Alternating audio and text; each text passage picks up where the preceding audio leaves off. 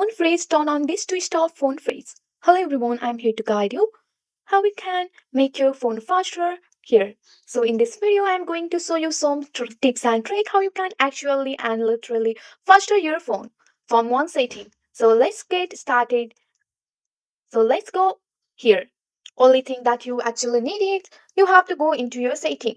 Once you are on your setting, you have to tap on the about phone, and once you are on your about phone, you have to turn on your developer mode. So just go and tap on your Yamaha UI version, and here you have to tap at least 6 or 7 times to have a developer. So here you can see that you are already a developer here. After that, you have to go back and search for the system tracing setting here. So here you have to change your system tracing setting. So on your developer option, you have to look for the system tracing setting here and you have to scroll down. After that, you will find the system tracing. You have to tap on that. And here you have to just go for the per CPU buffer size here to make your phone smoother. So here you have to choose instead of 16,000, 65,000. After that your phone will must be faster here.